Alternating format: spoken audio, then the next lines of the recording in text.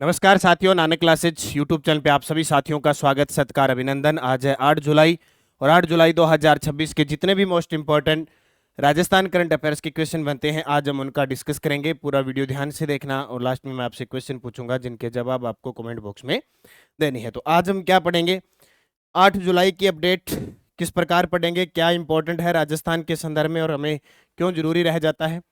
हम पढ़ेंगे Rajasthan home stay paying guest house योजना 2026।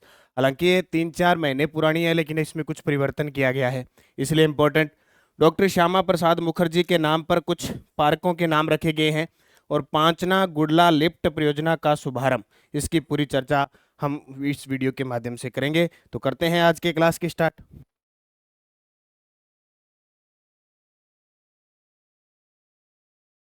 चलो भाई, आरपीएससी राज्य कर्मचारी चयन बोर्ड, थर्ड ग्रेड, एसआई, सब के लिए बहुत इंपॉर्टेंट रहने वाली है क्लास। सबसे पहले हमने कल क्या पढ़ा था कि सहकारिता मंत्रालय के 5वें स्थापना दिवस पर सहकार वन किस गांव में विकसित किया गया। सुमेल गांव, एक जयपुर का वहां। 21वीं राष्ट्रीय आइस स्केटिंग चैंपियनशिप के फिगर स्केटिंग में रजत पदक जीतने वाली खिलाड़ी ट्विसा शारदा। बीकानेर की गोल्डन दादी कौन है, पानी देवी गोदारा। और राजस्थान में रामसर स्थल, पहला केवलादेव, दूसरा सांबर, फिर मिनार, खिंचन और फिर सिलीसेट। इनको याद रखना क्योंकि परीक्षा में ये प्रश्न आ चुका है। और 12 जनवरी 2026 को लॉन्च हुई थी मुख्यमंत्री युवा स्वरोजगार योजना, जिसकी अवधि रखी गई है 31 मार्च 2029। और जो स्मार्ट विलेज पहल किस गांव से शुरू किया गया, स्वाईपुरा पाली से। और स्वनिधि योजना में जो ऋण चुकाएगा उसको कितना अनुदान है, 7%। ये हमने कल पूरी डिटेल के साथ पढ़ा था। और इसका टेस्ट नानक क्लासेज ऐप में जाओगे तो वहाँ टेस्ट मिलता है, डेली टेस्ट मिलता है, फिर जो साप्ताहिक टेस्ट होता है वो मिलता है और फिर मंथली टेस्ट मिलता है। मंथली खासियत ये है कि आपको पीडीएफ भी मिलती है, मंथली आपको वीडियो भी मिलता है और मंथली टेस्ट भी मिलता है। तो सभी साथी नानक क्लासेज ऐप डाउनलोड कर लें। इसमें 1 जनवरी से 31 दिसंबर 2026 का करंट मिलेगा। अब 1 जनवरी से लेकर अलग अलग फोल्डर बने हुए हैं, जनवरी, फरवरी, मार्च, अप्रैल, मई, ऐसे जून, जुलाई, डेली, वीकली, मंथली और मंथली वीडियो, उनको जरूर देखें आप। अब करें स्टार्ट आज की क्लास।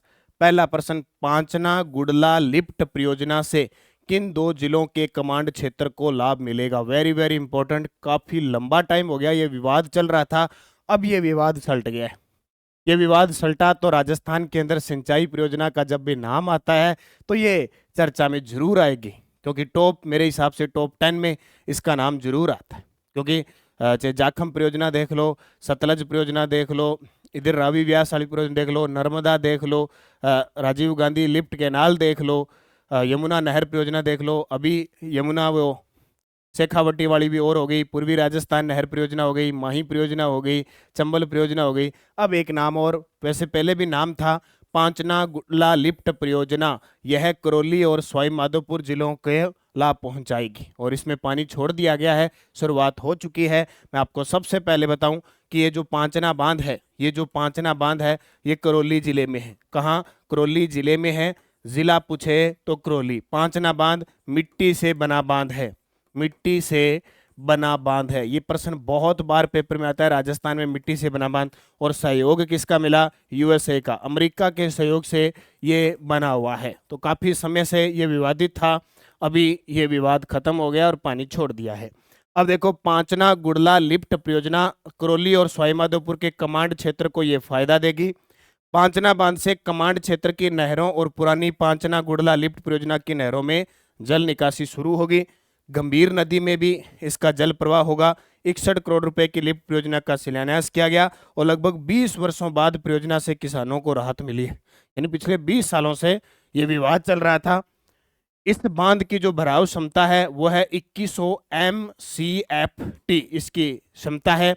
परियोजना का लक्ष्य है 35 गांवों की लगभग 9,985 हेक्टेयर भूमि को सिंचित करना है। वेरी वेरी इंपॉर्टेंट है। जब एग्जामिनर थोड़ा बड़ा स्तर का प्रश्न देगा, 4 लाइनों का प्रश्न बना के असत्य पूछेगा, तो ऐसी चीजें आपसे जरूर पूछेगा वो। वर्ष 2005 के बाद सिंचाई हेतु पानी नहीं छोड़ा गया था, मतलब ये विवाद चल रहा था 2005 से। लंबे समय से चले विवाद का समाधान हो गया। कारण क्या था, जहाँ ये बांध वगैरह बना था उसके आसपास जो किसान थे ना, वो गांव वाले कह रहे थे कि पहले हमें पानी मिलना चाहिए, भी उनको तो पानी दे नहीं रहे थे, सीधा आगे ले जा रहे थे, तो विवाद तो होगा।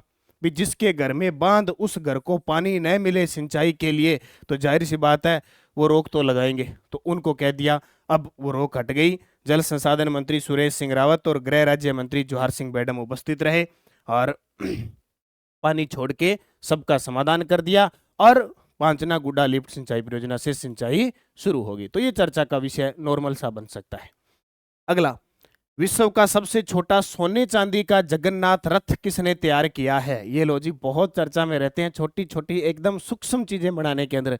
अभी सचिन तेंदुलकर के जन्म दिवस पर इन्होंने बनाया था, इससे पहले इन्होंने जो टेबल टेनिस है उस पे बनाया था। तो ये काफी कारनामे कर चुके हैं, वर्ल्ड गिनीज रिकॉर्ड और एशिया, लंदन और इसमें सब में इनके रिकॉर्ड नाम है, 200 से ज्यादा। तो हाल ही में डॉक्टर इकबाल सक्का, जिनका संबंध है उदयपुर जिले से, जिनका संबंध उदयपुर जिले से है, विश्व की सबसे छोटा सोने चांदी का जगन्नाथ रथ तैयार किया। तो जगन्नाथपुरी उड़ीसा के अंदर है। विश्व का सबसे छोटा सोने चांदी का जगन्नाथ रथ डॉक्टर इकबाल सक्का जो उदयपुर के हैं, इन्होंने तैयार किया। ये देखो, ये रहा, मतलब इसको देखा जा सकता है, सूक्ष्म लेंस वगैरह से ही देखा जा सकता है। देखो, ये हाथ में ले रखा है, ये बनाया है इन्होंने, ये रहा। वो तो बड़ा तस्वीर है, बड़ा चित्र दिखाया गया है, ये है देखो यहाँ पे। तो विशेषता, सोने चांदी से बना 1x1 सेंटीमीटर आकार का जगन्नाथ रथ भेंट पुरी स्थित जगन्नाथ मंदिर को भेंट करेंगे। रथ की विशेषता, चांदी का मंदिर, 1 मिमी का कलश, ओम अंकित केसरिया ध्वज, चांदी के सिंहासन पर भगवान जगन्नाथ की सूक्ष्म प्रतिमा। प्रतिमा केवल लेंस से ही देखी जा सकती है, इतनी छोटी बना दी। अब अपने से तो कोई चीज बड़ी भली बनती है, छोटी तो बनती ही नहीं है ना। और बड़ी बढ़ती है तो फिर अपने क्या बढ़ा देते हैं ये पता ही है। अब बनती है कि नहीं बनती है, लेकिन इकबाल सक्का, बस याद रखना, जट सिक्का, इनका सिक्का चलता है, सक्का सिक्का, इतनी सूक्ष्म चीजें तैयार करने में माहिर है। अगला, निम्न में से कौन सा पार्क डॉक्टर श्यामा प्रसाद मुखर्जी के नाम पर नामित नहीं किया जाएगा? अब देखो, अभी इनकी जयंती बनाई गई, तो इस विशेष अवसर पर हमारे राजस्थान के अंदर 4 पार्क है जिनका नाम अब किस नाम से लिया जाएगा? डॉक्टर श्यामा प्रसाद मुखर्जी, जिसमें एक है जयपुर का वुडलैंड पार्क, जोधपुर का विवेक विहार स्थित सेंट्रल पार्क और उदयपुर का सेक्टर 12 योजना स्थित पार्क, सारे के सारे। तो भाई ये देखो, मुख्यमंत्री भजनलाल शर्मा ने डॉक्टर श्यामा प्रसाद मुखर्जी की जयंती पर पुष्पांजलि अर्जित की। अब इसमें 4 है, याद रखना, 6 जुलाई को इनकी जयंती बनाई गई। 4 पार्क, बस वो याद रखना, जयपुर का वुडलैंड पार्क, जोधपुर का विवेक विहार स्थित सेंट्रल पार्क, कोटा का रामचंद्रपुरा अटवाल नगर स्थित पार्क और उदयपुर का सेक्टर 12 योजना स्थित पार्क। इन चारों पार्कों को अब किस नाम से पुकारा जाएगा? Doctor Shyama Prasad Mukherjee park. याद रख लियोगा, बोजिया मंडला नहीं आप सिद्धो यावा नहीं, मुखर्जी पार्क, गाँव भी मुखर्जी पार्क, उस पार्क, ऐसे पार्क। तो ये 4 पार्क याद रखना, याद रख लोगे। ये वुडलैंड पार्क है, आपसे पूछे वुड पार्क कहाँ बनेगा, वुड पार्क कहाँ बनेगा? तो दौसा में बनेगा, घोषणा हुई है बजट में, वुड पार्क की घोषणा हुई है। जोधपुर का नाम आए तो आपको एग्रो फूड पार्क है, एक तो एग्रो फूड पार्क, ठीक है। एक यहाँ पर मेड टेक पार्क है, मेडटेक पार्क, वो भी कहाँ पे है? जोधपुर में। कोटा की बात करें तो स्टोन पार्क है, ठीक है, ओक्सोजोन पार्क है, स्नेक पार्क है, दूसरा मसाला पार्क है, दूसरा फर्स्ट यहाँ पे है, फर्स्ट जोधपुर में पहला मसाला पार्क कहाँ पे है? जोधपुर में। यहाँ दूसरा मसाला पार्क है, स्नेक पार्क है, ओक्सोजोन पार्क है, स्ट्रेस पार्क है, एग्रो फूड पार्क है। राजस्थान में 4 ही एग्रो फूड पार्क है, कोटा में है, जोधपुर में है, अलवर में है, श्री गंगानगर के अंदर है। तो इनको आपको अच्छे तरीके से याद रखना है। उदयपुर में बर्ड पार्क है, कौन सा पार्क है? बर्ड पार्क है, गुलाब बाग में। और एक उदयपुर में अम्बेरी स्थान है, वहाँ पे तितली पार्क है, बटरफ्लाई पार्क। इनको थोड़ा सा याद रखना, कई बार ये पार्क से लगभग प्रश्न पूछा ही जाता है। फ्री सोलर रूफटॉप योजना के तहत पात्र उपभोक्ताओं को प्रति माह कितने यूनिट तक मुफ्त बिजली का लाभ मिलेगा? ये लो जी, ये प्रधानमंत्री सूर्यघर मुफ्त बिजली योजना जो फरवरी 2024 से चली, 1 करोड़ घरों में जो छतें हैं उन पर सोलर प्लेटें लगानी है। राजस्थान सरकार ने 5 लाख का टारगेट लिया। अब केंद्र ने इसमें सब्सिडी दी 78,000 रुपये, केंद्र ने सब्सिडी दी 78,000 रुपये और राज्य कहता हम 17,000 रुपये और देंगे। फिर भी लोग दिलचस्पी नहीं ले रहे, कुछ ले रहे हैं कुछ नहीं ले रहे, ठीक है, क्योंकि वो सीधा डिस्कॉम से जुड़ेगा, लाइट आएगी तो रहेगी, जाएगी तो जाएगी, हालांकि दिन में फायदा मिल जाएगा, ठीक है। दिन का क्या मिल जाएगा? फायदा मिल जाएगा। ठीक है, तो अब क्या है, सरकार ने कहा इसमें 3 प्रकार के हैं, जैसे अलग अलग किलोवाट के हैं, 1.1 किलोवाट के 3 किलोवाट तक है। अब सरकार ने कहा कि जहां जिन घरों में 150 यूनिट बिजली ही तक मुफ्त है, हम क्या करेंगे, अब टारगेट ले लिया, बोले राजस्थान में 5 लाख का टारगेट है, ऐसे तो लोग लगवाएंगे नहीं, हम फ्री लगा देंगे। डिस्कॉम ने कहा हम फ्री लगा देंगे, तो सरकार ने डिस्कॉम के साथ मिलकर फ्री लगाने का मन बना लिया। तो सरकार घरों में सोलर रूफटॉप फ्री में लगाएगी। अब बोले ऐसे तो लगाओगे नहीं, हम लगा देते हैं, लेकिन लगाएगा 1.1 किलोवाट का ही। तो पहले चरण में 3 लाख घरों में लगेंगे, सौर संयंत्र 150 यूनिट बिजली मिलेगी उनको। अगर 3 किलोवाट तक, अगर कोई 3 किलोवाट तक लगाता है तो सरकार सब्सिडी देती है और उसमें लगभग 300 यूनिट बिजली यूनिट बन जाती है। लेकिन सरकार ने कहा कि हम क्या लगाएंगे, प्रधानमंत्री सूर्य घर मुफ्त बिजली योजना के तहत नया यूटिलिटी लेड मॉडल बनाया गया है।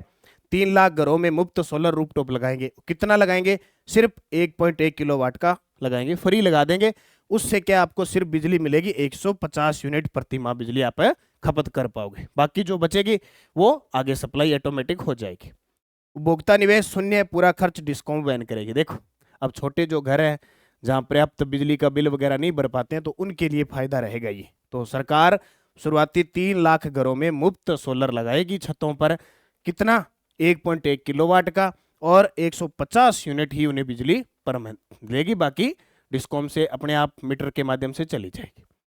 डिस्कॉम की भूमिका खरीद, स्थापना, गुणवत्ता नियंत्रण, रख रखाव। मुख्य उद्देश्य सौर ऊर्जा को बढ़ावा देना, बिजली बिल कम शून्य करना और पारंपरिक बिजली पर निर्भरता। क्योंकि 3 प्रकार के इसके अंदर है, लास्ट 3 किलोवाट तक है, तो फिर सर ऐसे लोग लगवा नहीं रहे हैं, तो सरकार ने सोचा हम 1.1 किलोवाट का लगा देते हैं, 150 इनकी बिजली दे देंगे, बाकी आगे सर ऐसे ही तपता तो बहुत है राजस्थान, तो बिजली तो खूब बनती है।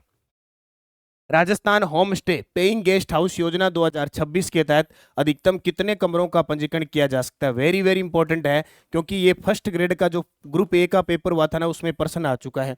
अब इसमें कुछ चेंजिंग किए हैं। तो पहले तो ये याद रखो कि Rajasthan home stay paying guest house योजना है, उसके तहत अधिकतम कितने कमरों का पंजीकरण होगा, 8 का। ये प्रश्न आ चुका है, तो इस बेड 8 कमरे अधिकतम। Rajasthan home stay paying guest house योजना 2026 नई व्यवस्था, होम स्टे पंजीकरण और नवीकरणीय पूरी तरह से ऑनलाइन होगा। पहले ये ऑनलाइन नहीं था, अब एसएसओ पोर्टल के माध्यम से इसका आवेदन क्या है, ऑनलाइन किया जा सकेगा। ये नया परिवर्तन अभी ताजा ताजा हुआ है। उद्देश्य ईज ऑफ डूइंग बिजनेस और डिजिटल गवर्नेंस और पारदर्शिता को बढ़ावा देना इसका टारगेट है। अधिकतम क्षमता 8 कमरे, वेरी वेरी इंपॉर्टेंट, याद रखना। फर्स्ट ग्रेड में 7 कमरे आए थे, यहाँ 8 कमरे, याद रखना। 24 बेड प्रति होम स्टे। नई सुविधा, मालिक के रहने की अनिवार्यता समाप्त होगी। पहले इसमें मालिक रहना जरूरी है, तो ही वो होम स्टे के रूप में इसको यूज किया जा सकता है। अब कोई अनिवार्यता नहीं है, केयर टेकर के माध्यम से भी इसका संचालन किया जा सकता है, मतलब रखते हैं ना किसी को, तो उसके माध्यम से संचालन हो जाएगा। अस्थायी पंजीकरण, सभी दस्तावेज पूर्ण होने पर 7 दिनों में पंजीकरण अस्थायी हो जाएगा।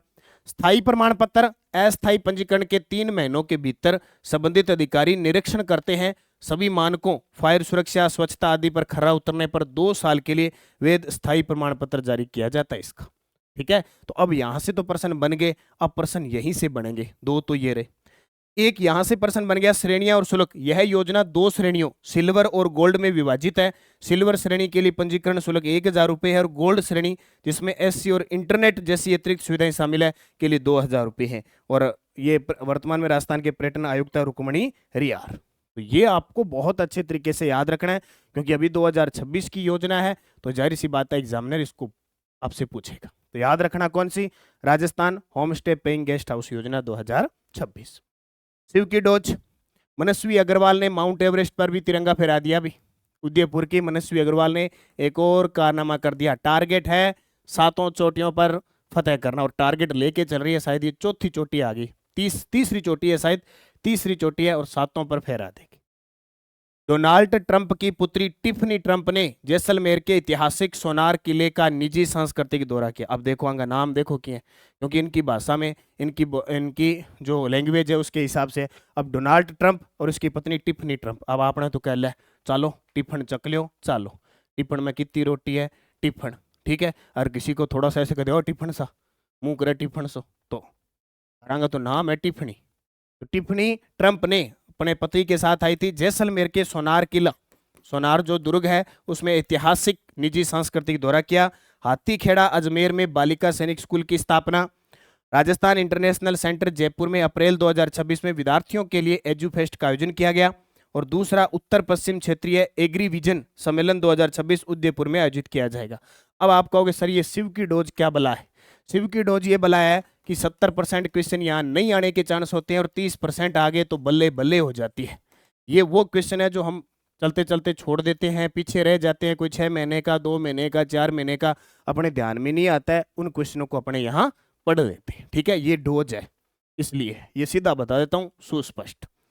सुजस बुलेटिन, ऊर्जा मेट्रो रेल परियोजना नवीकरण लेवल, मुख्यमंत्री जी दिल्ली गए, 5-6 मंत्रियों से एक मुलाकात जरूरी है सनम, मिल के आके टाइम पर मिल के जाते हैं। और राजस्थान न्यूनतम समर्थन मूल्य पर गेहूं खरीद कर ही रहा है। प्रदेश भर में विशेष सड़क सुरक्षा अभियान चलेगा। उत्तर मैट्रिक छात्रवृत्ति के आवेदन शुरू हैं। और राजस्थान होम स्टे, ये देखो सुजस में अपडेट आई थी तो मैंने आपको करवा दी। ठीक है, विशेष सड़क सुरक्षा अनुपालना व परिवर्तन अभियान राजस्थान में चल रहा है, 1 माह चलेगा। उद्देश्य सड़क सुरक्षा सुदृढ़ करना और सड़क दुर्घटनाओं में कमी लाना। अब क्वेश्चन ये क्यों इंपॉर्टेंट है? ये इसलिए इंपॉर्टेंट है कि प्रेरणा न्यायमूर्ति संजीव प्रकाश शर्मा जो हमारे कार्यवाहक मुख्य न्यायाधीश है, उनकी प्रेरणा है। और पहल हरिओम अत्री, सदस्य सचिव राजस्थान राज्य विधिक सेवा प्राधिकरण, इनकी पहल पर, इनकी प्रेरणा पर 1 महीने का सड़क सुरक्षा अनुपालना व परिवर्तन अभियान चल रहा है। इसलिए इंपॉर्टेंट है, क्वेश्चन पेपर में पूछा जा सकता है। क्वेश्चन पेपर में क्या है? पूछा जा सकता है। टेलीग्राम जरूर ज्वाइन करना भी, नानक क्लासेस शिवसर और नानक क्लासेस, ताकि आपको पीडीएफ वगैरह है, लिंक वगैरह कोई भी सूचना है वो हमारी नानक क्लासेस पे मिल जाए, क्योंकि यहीं से आपको ये चीजें मिलने जा रही। ठीक है, लास्ट क्वेश्चन था, राज्य सरकार द्वारा राजस्थान स्वच्छता राजदूत के रूप में किसे नियुक्त किया? के गुप्ता, ये डूंगरपुर के हैं और ये एलडीसी में प्रश्न आया था अभी। क्वेश्चन फॉर यू, जुलाई 2026 तक राजस्थान के कितने स्थल रामसर साइट घोषित हो चुके हैं? 2, 4, 5, 7। सही जवाब आपको कमेंट बॉक्स में देना है। यस डेडोज, राज्य का राजनीतिक प्रमुख कौन होता है? मुख्यमंत्री। संवैधानिक प्रमुख कौन होता है? राज्यपाल। प्रशासनिक प्रमुख जिले का जिला कलेक्टर। राज्य सिविल सेवाओं का मुख्य सचिव। और खो चोटी है 920 मीटर ऊंची जयपुर के अंदर। ये प्रश्न आए हुए हैं वनपाल के अंदर। अब आज से हमारा नया शुरुआत होने जा रहा है एलडीसी एग्जाम 2026, और हमारी एक टेस्ट सीरीज चल रही है पीवाईक्यू की। जैसे एग्जाम होता है वहाँ टेस्ट मिल जाता है पूरे राजस्थान जीके का। आज एलडीसी का मिल जाएगा, उससे पहले वनपाल का मिल गया, लेब असिस्टेंट का मिल गया, एसआई का मिल गया, फर्स्ट ग्रेड का। तो एक टेस्ट सीरीज है, उसे ज्वाइन कर लेना। अब एलडीसी में प्रश्न आया, ऐतिहासिक रूप से राजस्थानी भाषा की किस महत्वपूर्ण बोली को कभी कभी राजस्थानी का ही पर्याय माना जाता है? राजस्थान की सबसे बड़ी मीठे पानी की झील कौन सी है? किसे राजस्थान में 100 द्वीपों का क्षेत्र कहा जाता है? राजस्थान कौन सा जिला औद्योगिक शहर के रूप में जाना जाता है? और मेजा बांध किस नदी पर स्थित है? इन पांचों के जवाब आपको कमेंट बॉक्स में देने हैं। और आपके लिए एक शुभ सूचना, जो साथी 2 मंथ की बुक पढ़ रहे हैं, अब बहुत सारे विद्यार्थी नए हैं, एसआई की तैयारी कर रहे हैं, कंप्यूटर निर्देशक की तैयारी कर रहे हैं, एक कृषि पर्यवेक्षक है शायद उसकी है, चाहे आरएस की तैयारी कर रहे हैं, जनवरी से जून 2026 की बुक अब यानी शुक्रवार शनिवार से सुजस सार के साथ, डे बाय डे सुजस सार के साथ अर्धवार्षिक पुस्तक आ रही है जनवरी से जून। अब इस पुस्तक की खासियत ये रहेगी कि इसके साथ आपको निःशुल्क मिलेगी पीवाईक्यू 2026 आरपीएससी और राज्य कर्मचारी चयन बोर्ड ने जो भी 5 जुलाई लास्ट एलडीसी का पेपर हुआ है वहां तक जितने भी पूछे गए क्वेश्चंस की सीरीज मिले। तो सभी साथी ये पुस्तक शुक्रवार या शनिवार तक बाजार में आ जाएगी, इस पुस्तक को लेना। इसके साथ फ्री आपको बुकलेट है ये मिलेगी। 6 मंथ की बुक राजस्थान करंट अफेयर्स और द्विमासिक मई जून पहले से ऑलरेडी आ चुकी है। बेसिक कंप्यूटर अनुदेशक की टेस्ट सीरीज चल रही है, आरबीएससी टेस्ट सीरीज चल रही है, भूगोल, इतिहास, कला, संस्कृति टेस्ट सीरीज, योजना, आर्थिक समीक्षा वगैरह इनकी सबकी है। ये देखो पीवाईक्यू 2025 और 26 में आए हुए प्रश्न, जैसे ही पेपर हो जाता है आपको 1 ईयर वैलिडिटी है इसकी, यानी 31 दिसंबर तक आपको पेपर मिल जाता है। और करंट की अलग है, करंट का अलग मिल जाता है। तो सभी साथी निरंतरता से तैयारी करो, मेहनत करो। और हमारे राजस्थान का भूगोल का सूत्र पुस्तक है, अगर आप ये पुस्तक लेते हो तो इसके साथ माध्यमिक शिक्षा बोर्ड की आरबीएससी 6 से 12 फ्री मिलेगी। आपको ऑर्डर करना है नानक पब्लिकेशन ऐप पे, भूगोल आप पुस्तक ऑर्डर करोगे तो आरबीएससी फ्री आपको डाक के माध्यम से पहुंचेगी। तो निरंतरता से तैयारी करो, मेहनत करो, खूब पढ़ाई करो। पढ़ाई करोगे, मेहनत करोगे तो किस्मत अपने आप चमकेगी, चमकेगी तो बल्ले बल्ले होगी। धन्यवाद। जय हिंद, जय भारत, जय राजस्थान।